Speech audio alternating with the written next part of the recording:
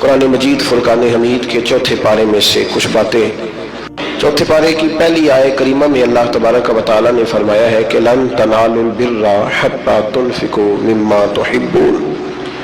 फरमाया तुम हरगिज भलाई को नहीं पहुंच सकते जब तक तुम अपनी प्यारी चीज राह खुदा में खर्च ना करो।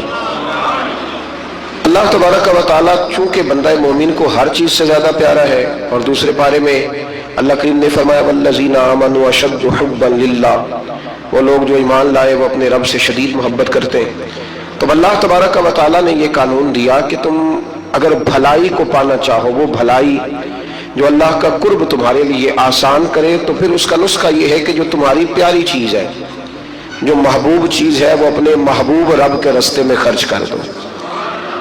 हमारे यहाँ क्योंकि बहुत दफा दीन को इसलिए सुना जाता है कि हम अल्हम्दुलिल्लाह माशाअल्लाह, या अगर आज़ाब और सख्ती के जुमले आएंगे तो इस्तिग़फ़ार पढ़ के गुजर जाएंगे।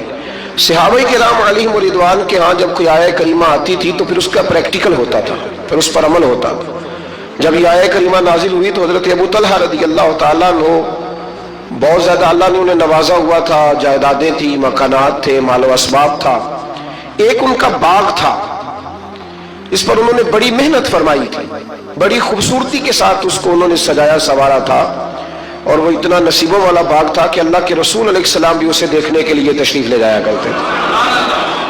हजरत अबू तलहा रज़ियल्लाहु ताला अन्हु जब ये आयत करीमा नाजिल हुई तो हुजूर अलैहिस्सलाम की बारगाह में हाजिर हुए, अर्ज़ की या रसूल अल्लाह सल्लल्लाहु अलैहि वसल्लम, मैंने अपनी सारी जायदाद का हिसाब लगाया है, वो बाग मुझे सबसे ज्यादा प्यारा है। तो या रसूल अल्लाह, मैं वो बाग अल्लाह के रास्ते में खैरात करना चाहता हूँ, मुझे बड़ा ही प्यारा है, तो मैं वो देना चाहता हूँ, कबूल कर ले। नबी करीम सल्लल्लाहु अलैहि वसल्लम ने फरमाया तेरा कबूल हो गया, अब तो इस तरह कर अपने जो तेरे रिश्ते के भाई हैं, चचाजाद मामूजाद, उनके अंदर तू बांट दे, तेरी सिला रहमी भी हो जाएगी और रब की बारगाह में तेरी नेकी भी कबूल कर ली जाएगी। हजरत ज़ैद रज़ी अल्लाह ताला वो हुजूर अलैहिस्सलाम की बारगाह आली मर्तबत में हाजिर हुए तो अर्ज करने लगे या रसूल अल्लाह सल्लल्लाहु अलैहि वसल्लम, ये घोड़ा मुझे बड़ा प्यारा है, बड़ा मुझे महबूब है, हुजूर मैं इसकी बड़ी खिदमत करता हूँ, मैंने इसे पाला है, इसका ध्यान रखता हूँ। कुछ जानवरों से प्यार हो जाता है ना। अर्ज करने लगे या रसूल अल्लाह, ये मुझे बड़ा ही प्यारा है, बड़ा प्यारा है। हजरत ज़ैद अर्ज करते हैं तो या रसूल अल्लाह ये कबूल कर ले। हजरत ज़ैद बिन हारिसा ने जब ये कहा तो हुजूर ने फरमाया मैंने कबूल कर लिया। कहा हुजूर चूंकि रब फरमाता है प्यारी चीज दो तो ये मुझे सबसे ज्यादा प्यारा है, तो लिहाजा मैं पेश करता हूँ, कबूल कर लिया जाए। रसूल करीम ने उनसे कबूल फरमा के ना तो उन्हीं के बेटे हजरत उसामा बिन ज़ैद को दे दिया। तो वो अर्ज करने लगे या रसूल अल्लाह सल्लल्लाहु अलैहि वसल्लम, मैंने तो अल्लाह के रास्ते में दिया था। तो हुजूर ने फरमाया तेरा हो गया ना, तूने अल्लाह के रास्ते में दिया था तो मैंने कबूल करके अल्लाह के बंदे को दे दिया है। हजरत उमर बिन अब्दुल अजीज रहमतुल्लाह ताला अलैह ना शक्कर की बोरियां मंगाया करते थे, शक्कर की बोरियां, गुड़ की बोरियां, और बोरियों की बोरियां खैरात करते। तो लोग कहने लगे हुजूर कुछ लोग ज्यादा शक्कर नहीं खाते, उनको पैसे दे दिया करें। आप फरमाने लगे भाई वो बात मैं कैसे करूं, मेरा रब कहता है प्यारी चीज खर्च करो, मुझे शक्कर बड़ी प्यारी है, मुझे तो रोटी ना मिले 3 टाइम तो मैं शक्कर पे ही गुजारा कर सकता हूं, तो वो चीज अल्लाह के रास्ते में दूंगा जो मुझे बड़ी प्यारी है, बड़ी महबूब है, जिसकी मुझे बड़ी चाहत है।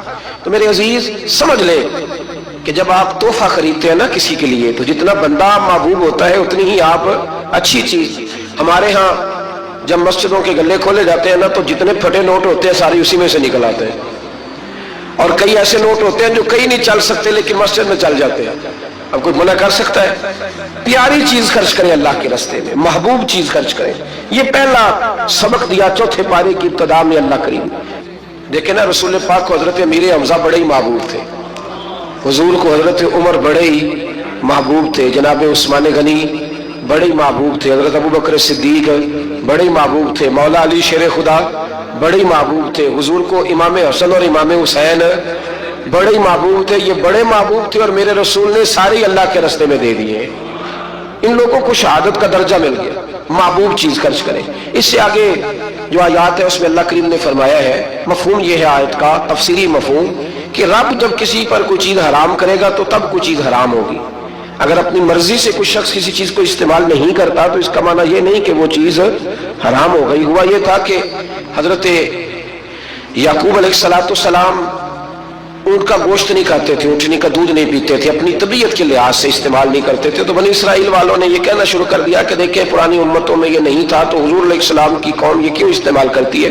تو اللہ کریم نے سورہ آل عمران میں اور چوتھے پارے میں وضاحت کر دی کہ کوئی اگر اپنی مرضی سے کوئی چیز استعمال نہیں کرتا تو اس کا مطلب یہ تو نہیں کہ وہ چیز حرام ہو جاتی ہے. تو اس سے آگے بڑھ کے پھر اللہ تبارک و تعالیٰ نے مکہ مکرمہ کی فضیلت بیان کی اور فرمایا کہ ان اول بیت وضع للناس، بے شک پہلا گھر جو لوگوں کے لیے بنایا گیا، للذی ببکۃ مبارکا وہدی للعالمین، فرمایا پہلا گھر جو لوگوں کے لیے بنایا گیا وہ مکہ مکرمہ میں اور ہے بڑی برکت والا، اور وہ ہے اللہ کا گھر، اور لیکن ساری کائنات کو ہدایت وہ گھر عطا کرتا ہے. گویا جو اس کے راستے پہ چل پڑتا ہے وہ ہدایت کے راستے پہ چل پڑتا ہے. پھر اللہ تبارک و تعالیٰ نے آگے جا کر کے اہل کتاب کی کچھ ایسی چیزوں کا ذکر فرمایا جن چیزوں کو انہوں نے بلا وجہ اپنے اوپر طاری کر لیا تھا. یہاں اہل کتاب سے مراد یہودی بھی ہے اور عیسائی بھی ہے. پہلے سے دوسرے رکوع میں اللہ تبارک و تعالیٰ نے امت مسلمہ کو یہ حکم دیا ہے کہ کلمہ پڑھا ہے تو مرتے دم تک مسلمان ہی رہنا، اور اللہ سے ڈرنا تو اتنا ڈرنا کہ جتنا ڈرنے کا حق ہے، اور آخری دم تک تم نے مسلمان رہنا ہے. اور پھر اسی رکوع میں اللہ کریم نے حکم دیا کہ تم اللہ کی مضبوط رسی کو پکڑ لو، واعتصموا بحبل اللہ، اللہ کی مضبوط رسی کو پکڑ لو اور جماعتوں میں تقسیم نہ ہو جانا، الگ الگ گروہ نہ بنانا. اس لیے میرے نبی پاک علیہ السلام نے فرمایا کہ امت کا جو سب سے بڑا گروہ ہو نا اس کی پیروی کرو. اس کا نام کتب احادیث میں سواد اعظم آیا ہے کہ جو بڑی جماعت ہو نا مسلمانوں کی، اس کی اب پتہ کیا مصیبت ہے، جو آدمی تھوڑا سا سٹائل ذرا ہٹ کے ہوتا ہے نا اس کے پیچھے لوگ چلنے لگ جاتے ہیں. جو ذرا انوکھی بات کرتا ہے نا کہتے ہیں تو سارے لوگ ہی کر رہے ہیں. جو تھوڑی ہٹ کے بات کرتا ہے نا کہتا ہے پچھلے سارے ہی غلط تھے، میں واحد بندہ ہوں جو ٹھیک آیا ہوں، لوگ اس کے پیچھے لگ جاتے ہیں. ایسا نہ کریں. مسلمانوں کی وہ جماعت جو عرصہ دراز سے آ رہی ہے، آپ دیکھ لیں داتا صاحب کو کتنے سال ہو گئے اور اسلام کو کتنے سال ہو گئے. داتا صاحب کے بھی پیر ہیں، ان کے بھی آگے پیر ہیں، اور ان کے مرشد حضرت جنید بغدادی ہیں. پھر بات کہاں تک آگے جاتی ہے تو آپ یہ غور فرمائیں کہ اس رسی کو تھامے جس پر شروع سے لے کر مسلمانوں کا طریقہ چلا آ رہا ہے. قرآن مجید کی اسی پارے میں اللہ کریم نے ایک اور مضمون کو بڑے انوکھے رنگ میں بیان کیا ہے. فرمائی قیامت کے دن کچھ منہ کالے ہوں گے اور کچھ سفید ہوں گے، کچھ چہرے چمک رہے ہوں گے اور کچھ چہرے کالے سیاہ ہوں گے. یہ کالے وہ ہوں گے جو ایمان لانے کے باوجود کفر کرتے رہے. اسی آیت میں اللہ نے وضاحت کر دی اور فرمایا یہ جن کے منہ سفید ہوں گے نا، یہ قیامت کے دن جن کے چہرے روشن ہوں گے، یہ وہ لوگ ہیں جنہیں اللہ اپنی رحمت عطا فرمائے گا. یہاں بڑی باتیں مفسرین نے کی ہے کہ یہ کچھ چہرے کالے ہوں گے کچھ سیاہ ہوں گے، اس کا معنی کیا ہے؟ مفسرین کرام ایک پورے گروہ نے، ایک پوری جماعت نے ذکر فرمایا ہے کہ دنیا میں نا کچھ چیزیں دلوں میں چھپی ہوئی ہیں وہ ظاہر نہیں ہو رہی، قیامت میں ظاہر ہو جائیں گی.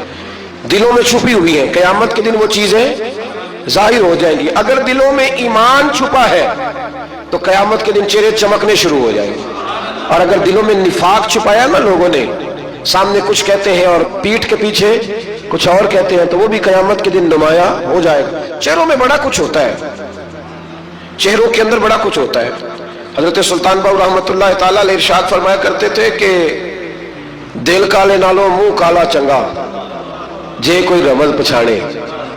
دل کالے نالوں منہ کالا چنگا جے کوئی رمز پچھاڑے. اگر اس پر غور کرے نا تو منہ چمکانے سے بہتر ہے کہ دل چمکایا جائے، دل روشن کیا جائے. اور میرے رسول کریم علیہ السلام نے ولی کی علامت بیان کی ہے. فرمایا ولی اسے کہتے ہیں جس کو دیکھتے ہی رب یاد آ جاتا ہے. ایک ہوتا ہے آرٹیفیشل حسن، وہ بھی یاد آتا ہے نا، آج کل آپ کو پتا ہے لوگوں نے کیا ہوتا ہے، اس میں نورانیت نہیں ہوتی.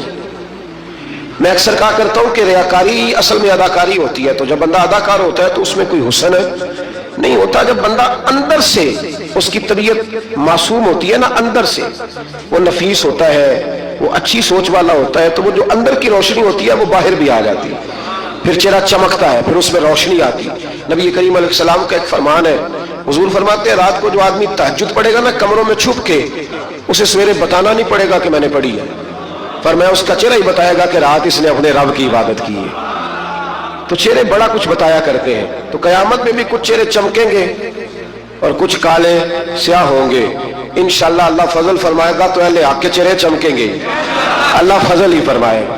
کرم فرمائے گا۔ پھر دیکھیے دوسرے سے تیسرے رکوع میں اللہ کریم نے نا اس امت کی فضیلت بیان کی، فرمایا کنتم خیر امت اخرجت للناس، فرمایا تم بہترین امت ہو، تمہیں اللہ تبارک و تعالیٰ نے لوگوں کی بھلائی کے لیے پیدا فرمایا ہے۔ اے رسول کریم کی امت تم ایک بہترین امت ہو۔ دنیا میں سب سے کمزور شخص پتہ کون ہوتا ہے؟ اسے یہ پتہ ہی نہیں ہوتا کہ میرا مقام کیا ہے۔ اگر پتہ چل جائے نا میرا مقام کیا ہے تو جینا آسان ہو جائے۔ یعنی ایک آدمی استاد ہے، ٹیچر ہے، اور جب وہ چھوٹی حرکت کرتا ہے نا تو پتہ لگتا ہے کہ اسے پتہ ہی نہیں کہ میرا اصل میں مقام کیا ہے۔ تو استاد ہے، تیرا سٹیٹس ہے، تیرا معیار ہے، اتنی چھوٹی بات تو کر گیا۔ بہت بڑا آدمی، وزادار آدمی، وہ جب چھوٹی بات کرتا ہے تو محسوس ہوتا ہے کہ نہیں باتوں میں ہی بڑا ہے، باقی اس کے پاس کوئی چیز موجود نہیں ہے۔ امت مسلمہ بڑی امت ہے، جب یہ چھوٹی بات کرتی ہے نا، چھوٹی بات، میں ملک سے باہر تھا تو وہ سنگیوں کو، ہمارے مسلمانوں کو کچھ مسئلہ بن گیا، ان کی ڈیوٹی ہے سارا دن غیروں کی تعریفیں کرنا، سارا دن تعریفیں کرتے ہیں، ان کی سڑکیں دیکھی ہیں، ان کے مکان دیکھے، ان کی فلانی چیز دیکھی ہے۔ تو میں نے ان سے کہا کہ میں نے تو سنا ہے کہ بچہ بالغ ہو جاتا ہے تو ابا خود کہتا ہے جا اپنا بندوبست کر، کہتا ہے کہ نہیں کہتا؟ تو میں نے کہا یہ تو نکال دیتے ہیں بچوں کو، بچے اپنا بندوبست کر لیتے ہیں اور ابا جی کا بندوبست کوئی بھی نہیں کرتا۔ 2-2 3-3 مہینے یورپ میں بوڑھا اندر مر جاتا ہے تو پھر باہر خبر آتی ہے کہ مر گیا، جب بدبو گلی میں آنے لگتی ہے۔ یہ معیار ہے، سڑکیں پکی ہیں اس میں کوئی شک نہیں، مکانات اچھے ہیں، قانون کی پابندی ہے، لیکن میرا مسلمان جب وہاں جاتا ہے اشارہ نہیں توڑتا، تو اگر یہاں بھی نہ توڑے تو قانون یہاں بھی صحیح ہو سکتا ہے۔ لیکن جو بندہ وہاں سے پیسے کما کے آتا ہے نا، وہ کہتا ہے اشارہ نہ توڑو تو پتہ کیسے چلے گا کہ میں وہاں سے آیا ہوں؟ تو بھائی آپ بہترین لوگ ہیں، آپ چھوٹی بات کیوں کرتے ہیں؟ آپ بہترین لوگ، آپ تھوڑا اونچا بیٹھ کے بات کریں، آپ کا ایک سٹیٹس ہے، مومن کا ایک مقام ہے۔ میرے نبی کریم صلی اللہ علیہ رسول کریم علیہ السلام بیت اللہ شریف میں کھڑے تھے، کعبہ معظمہ کے سامنے، حضور نے بیت اللہ شریف کی طرف دیکھ کے فرمایا، کہ ترمذی کی حدیث ہے، حضور فرمانے لگے کعبے تیری بڑی عزت ہے، پر جو بندہ میرا کلمہ پڑھ لیتا ہے نا، بندہ مومن، اس کی عزت اللہ کی نظر میں کعبے سے بھی زیادہ ہے، وہ زیادہ قابل اعزاز ہے۔ اب اس کو سمجھنا چاہیے نا کہ جس نے حضور کا کلمہ پڑھا اس کا ایک اعزاز ہے، یہ چھوٹی بات نہیں کر سکتا۔ اور اعزاز کس وجہ سے ہے وہ بھی اللہ کریم نے ارشاد فرمایا، فرمایا اخرجت للناس، اعزاز اس لیے نہیں کہ تیرا رنگ گورا ہے، اعزاز اس لیے نہیں کہ تیرا قد اونچا ہے، اعزاز اس لیے نہیں کہ تیرے پاس ڈگریاں زیادہ، تأمرون بالمعروف، امت مسلمہ کی شان اس لیے زیادہ ہے کہ یہ لوگوں کو بھلائی کا حکم دیتے ہیں، وتنہون عن المنکر، اور لوگوں کو برائی سے منع کرتے ہیں۔ اور یہ جو کام لوگ کرتے ہیں نا، خیر کا حکم دینا، برائی سے منع کرنا، یہ لوگ دنیا کے امام ہوتے ہیں۔ اب ہمارے ہاں کیا ہوتا ہے، ایک سازش ہوتی ہے، جن لوگوں کو ہم نے نیکی کا حکم دینا تھا نا، اللہ کی توحید کا پیغام دینا تھا، نبی کریم علیہ السلام کی رسالت کی بات جن لوگوں کو ہم نے کرنی تھی، جب ہمارا لیڈر اسی قوم کو بطور مثال یہاں بیان کرتا ہے، یعنی جس کے لیے حکم تھا کہ ہم اسے کہیں کہ تو کلمہ پڑھ لے، جب اسے ماڈل بنا کے ہمارے سامنے پیش کیا جائے گا کہ وہ بڑا اچھا ہے، تو ہم اسے کیسے کہیں گے کلمہ پڑھ؟ اور پھر اس سے اگلی بات یہ ہے کہ ہم تقریروں سے کلمہ پڑھانا چاہتے ہیں۔ تقریر بڑی مؤثر کام ہے، ضرور ہونی چاہیے، لیکن دنیا میں انقلاب عمل سے آتا ہے، عمل سے۔ صحابہ کرام علیہم رضوان نے بڑی بڑی تقریریں کی، بڑے بڑے جاندار وہ لوگ تھے کہ ایک جملہ کہتے تھے تو دنیا تڑپ اٹھتی تھی، لیکن ان کی تقریروں سے زیادہ اثر ان کے عمل میں تھا۔ حضرت بایزید بستامی رحمۃ اللہ علیہ کا زمانہ تھا، تو ایک یہودی اور مسلمان کی دوستی تھی، تو اس یہودی نے مسلمان سے کہا کہ یار ہماری بڑی دوستی ہے تو دوستی پکی رہنی چاہیے، تو مسلمان کہنے لگا بالکل پکی رہے گی، میرے دل میں بھی بڑے دنوں سے خواہش تھی کہ دوستی پکی ہو جائے۔ تو وہ کیسے پکی ہو سکتی ہے؟ تو مسلمان کہنے لگا تو کلمہ پڑھ لے دوستی۔ تو وہ یہودی کہنے لگا یار ناراض نہ ہونا، میں نے 2 اسلام دیکھے، کون سے والے اسلام کا کلمہ پڑھو؟ اس نے کہا 2 اسلام۔ کہنے لگا ایک اسلام تیرا ہے، ایک حضرت بایزید بستامی کا ہے، میں اور تو کٹھے رہتے ہیں، نماز کا وقت ہوتا ہے تو بھی بیٹھا رہتا ہے، میں بھی بیٹھا رہتا ہوں نماز، اور ادھر اگر شراب کی مجلس چلتی ہے تو میں جاتا ہوں تو معاذ اللہ تو بھی چلا جاتا ہے، اگر کوئی فحاشی اور یانی کا کام ہے میں جاتا ہوں تو بھی چلا جاتا ہے۔ تو اگر ایک لفظ ہی مجھ سے کہلانا ہے کہ جملہ ہی کلمے کا تو میں کہہ دیتا ہوں، لیکن اگر تو مجھے اس اسلام کی دعوت دیتا ہے نا جو حضرت بایزید بستامی کا ہے، حضرت بایزید بستامی کا بھی ایک اسلام ہے، وہ شخص اٹھتا ہے تو پتہ چلتا ہے کہ مصطفیٰ کا غلام ہے، وہ بیٹھتا ہے تو پتہ چلتا ہے یہ کسی کا بنا ہوا ہے، یہ رکتا ہے، آتا ہے، جاتا ہے تو اس کے وجود سے شعائیں چھلکتی ہیں، محسوس ہوتا ہے کہ اس پر رنگ اپنا نہیں، اس پر محمد عربی کا چڑھایا ہوا رنگ ہے، تو نظر آتا ہے۔ اگر وہ والا اسلام ہے تو میں قبول کرنے کو تیار ہوں، مجھے پڑھاؤ کلمہ۔ کہ دیکھیں نا، ایک شخص سے میں نے کہا کہ تو سر پہ پگڑی باندھ لی اور میں نے باندھی نہیں ہوئی، تو فوراً اس کے دل میں خیال آئے گا کہ اگر اتنی اچھی ہوتی تو آپ بھی تو باندھتے نا۔ یعنی وہ آدمی جو بزنس میں جھوٹ بول رہا ہے اور درجنوں جھوٹ بولتا ہے، وہ جب کسی کو سچ بولنے کا مشورہ دیتا ہے تو سامنے والا اس پہ ہنستا ہے، وہ کہتا ہے یار تو نہ ایسے کہا، تجھے تو میں اچھی طرح جانتا ہوں تو کیا کہتا ہے۔ تو اللہ تبارک و تعالیٰ نے اس آیہ کریمہ میں ہمیں سمجھایا ہے، ارشاد فرمایا جا رہا ہے کہ تم بہترین امت اس لیے ہو کہ لوگوں کو بھلائی کا حکم دیتے ہو اور برائی سے روکتے ہو، منع کرتے ہو۔ اللہ تعالیٰ ہمیں سمجھنے کی توفیق عطا فرمائے۔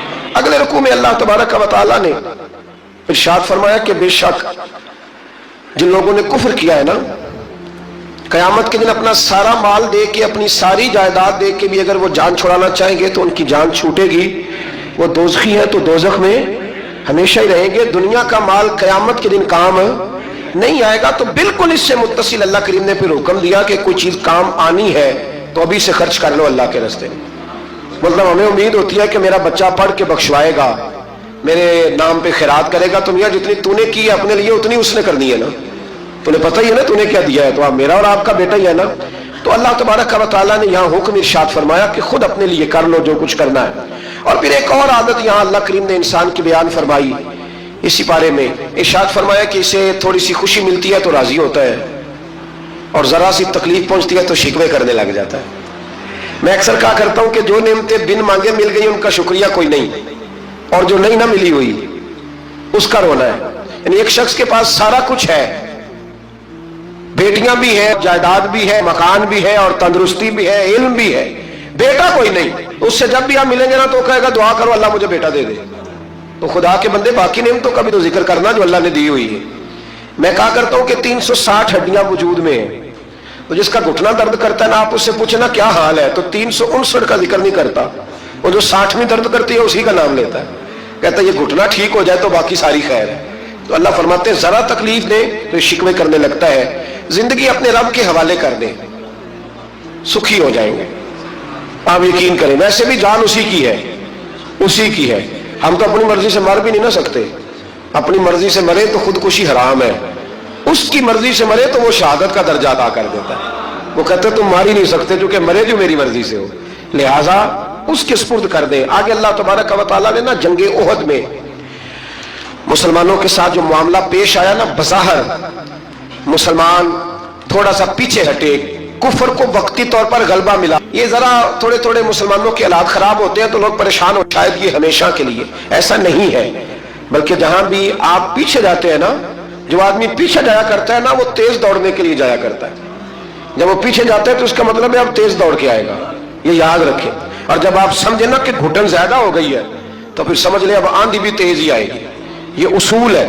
اگر کبھی آزمائش زیادہ آتی ہے تو پھر اللہ آسانی بھی زیادہ عطا فرماتا ہے۔ تو مسلمانوں کو ذرا کمزوری ہوئی تو پریشان ہو گئے، تو رب کریم نے فرمایا پریشان نہ ہو، وہ وقت نہیں تمہیں یاد والا قد نصرکم اللہ ببدر وانتم اذلہ، جب ہم نے تمہاری بدر میں مدد کی تھی حالانکہ تم کمزور تھے، اب تو تم ہزاروں میں ہو تو 313 تھے، رب نے تمہاری مدد فرمائی تھی۔ فرمایا احد میں اگر مشکل آ گئی ہے تو پریشان نہ ہو، اللہ اگلے میدانوں میں بھی تمہاری ضرور مدد فرمائے گا۔ پھر اسی بارے میں اللہ کریم نے دوڑنے کا حکم دیا ہے، فرمایا دوڑو، کس طرف؟ فرمایا وسارعوا الی مغفرۃ من ربکم، دوڑو دوڑو دوڑو اپنے رب کی بخشش کی طرف دوڑو۔ اور کدھر دوڑو؟ فرمایا وجنۃ عرضها السماوات والارض، اس جنت کی طرف دوڑو جس کی صرف چوڑائی زمین اور آسمان کے برابر ہے۔ اللہ کریم نے چوڑائی بتا دی، فرمایا جنت کی چوڑائی اتنی ہے جتنے زمین و آسمان ہے، تمہیں چوڑائی بتا دیا، باقی لمبائی کا حساب کرتے رہنا۔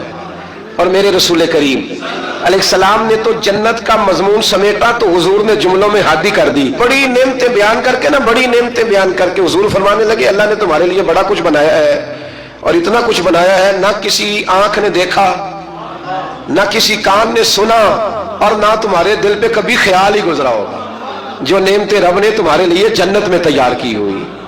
تو اس میں اللہ تبارک و تعالیٰ نے اس بات کی طرف بھی ذکر فرمایا۔ پھر اسی پارے کے اندر اللہ کریم نے غصہ پینے والوں کو اور معاف کرنے والوں کو کہا کہ یہ وہ والی نیکی ہے جو اللہ کو بڑی پسند ہے۔ ہمارے زمانے میں غصہ پینے والی عمر آتی کوئی نہیں، چھوٹی عمر میں کہتے ہیں بچہ اس لیے ضدی ہے، جوان ہو جائے تو کہتے ہیں خون گرم ہے، بوڑھا ہو جائے تو کہتے ہیں انہوں پتہ ہی نہیں لگتا۔ تو بھائی یہ بتائیں پھر درگزر کی عمر کون سی ہے؟ بچہ تھا تو ضدی تھا، جوان تھا تو خون گرم تھا، بوڑھا ہو گیا تو اب چڑچڑا ہو گیا۔ تو بھائی معاف کرنے کی عمر کون سی ہے؟ میرے رسول کریم علیہ السلام نے زندگی میں دکھ زیادہ دیکھے۔ حضور فرماتے ہیں جتنا مجھے ستایا گیا کسی کو نہیں ستایا گیا۔ حضرت جابر ابن عبداللہ فرماتے ہیں میں نے اپنے محبوب کو جب بھی دیکھا مسکراتے ہی دیکھا اور معاف کرتے ہی دیکھا۔ تو مہربانی فرمائیں والکاظمین الغیظ والعافین عن الناس، غصہ پینے والے لوگوں کو معاف کرنے والے، واللہ یحب المحسنین، فرمایا یہ وہ نیکوکار ہیں جن سے اللہ محبت فرماتا ہے۔ غصہ پینے والوں اور معاف کرنے والوں سے اللہ محبت فرماتا ہے۔ پھر آگے انہی آیات کے اندر اللہ تبارک و تعالیٰ نے مسلمانوں کو یہ حکم دیا ہے کہ جب تم سے کوئی غلطی ہو جائے، جب تم بھول جاؤ تو پھر تم اپنے رب کی بارگاہ میں معافی مانگو، جب تم معافی مانگو گے اللہ تبارک و تعالیٰ اپنے فضل سے تمہیں معاف فرما دے۔ پھر اللہ تبارک و تعالیٰ نے بڑی شرح و بسط کے ساتھ اس بات کا ذکر فرمایا تفصیل کے ساتھ۔ احد کے اندر جب لوگ پریشان ہوئے تھے تو وہ شدید آزمائش کا شکار تھے، تو مالک کریم نے انہیں تسلی دی، فرمایا یہ تمہاری آزمائش وقتی ہے، آنے والے وقت میں اللہ تمہیں کامیابیاں ہی عطا فرمائے گا۔ احد کے بعد پھر جتنا بھی جہاد ہوا سب میں میرے رب نے کامیابیاں ہی عطا فرمائی۔ پھر اسی پارے میں اللہ تبارک و تعالیٰ نے آیت نمبر 159 کے اندر رب کریم نے نبی کریم علیہ السلام کی سیرت کا ایک خاص پہلو بیان فرمایا ہے، حضور کی سیرت کا، زندگی کا ایک خاص عنصر بیان کیا، اور اللہ کریم نے فرمایا محبوب اللہ کی کیسی رحمت ہوئی کہ آپ اپنے غلاموں کے لیے نرم دل ہو گئے۔ یہ اللہ تعالیٰ کی کیسی رحمت من اللہ لنت لہم، آپ ان کے لیے نرم دل ہو گئے۔ وَلَوْ كُنْتَ فَظًّا غَلِيظَ الْقَلْبِ، اگر آپ سخت دل ہوتے یا سخت مزاج ہوتے، لَانفَضُّوا مِنْ حَوْلِكَ، تو یہ آپ کے پاس سے بکھر جاتے، یہ بیچارے آپ کے پاس پھر بیٹھ سکتے۔ یہ سخت مزاج جو آدمی ہوتا ہے اس کے پاس لوگوں کا جمع غفیر نہیں ہوتا، اس کے پاس سے لوگ ٹوٹنے لگ جاتے۔ اچھا وہ اور چکر میں پڑ جاتا ہے، کہتا دیکھا میرا روب، کوئی میرے پاس نہیں بیٹھتا، کسی کی ضرورت ہے میرے پاس بیٹھے؟ میں نے کہا روب نہیں جناب، آپ مان کیوں نہیں لیتے کہ آپ اخلاقی طور پہ بڑے کمزور ہیں؟ آپ کے اپنے بچے بھی، میں ابا جی کو جانتا ہوں، کئیوں کو جو گھر جاتے ہیں تو بچے چھپتے ہیں اور تسبیح پڑھتے ہیں کہ ابا جی واپس کب جائیں گے گھر سے۔ تو یہ کوئی معیار ہے؟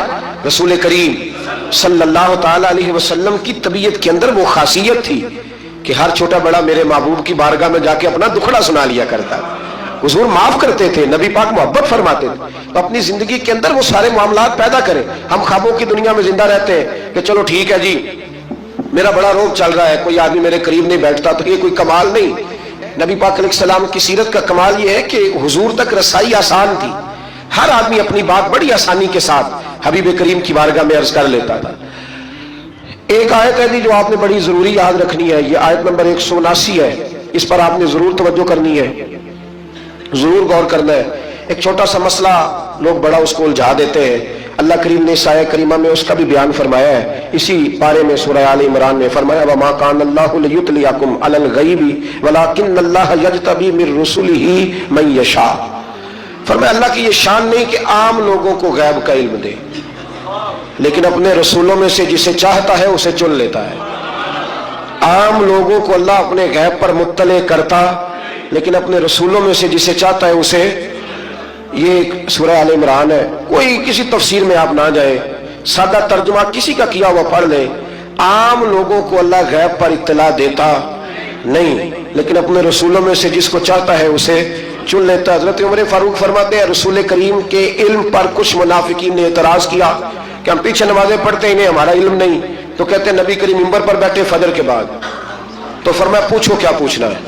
حضور نے اتنا بیان کیا کہ ظہر کی نماز ہو گئی، پھر زور پڑھ کے حضور دوبارہ منبر پر بیٹھے، اتنا بیان کیا کہ عصر ہو گئی، پھر عصر پڑھ کے حضور منبر پر بیٹھے، اتنی باتیں بیان کی کہ مغرب ہو گئی۔ حضرت عمر کہتے ہیں حضور نے ہمیں اتنی باتیں بتائیں کہ جہنمی جہنم میں چلے گئے، جنتی جنت میں چلے گئے۔ اور حضور پھر بیان کرتے ہے کوئی پوچھنے والا تو پوچھو مجھ سے کیا پوچھنا چاہتے ہو۔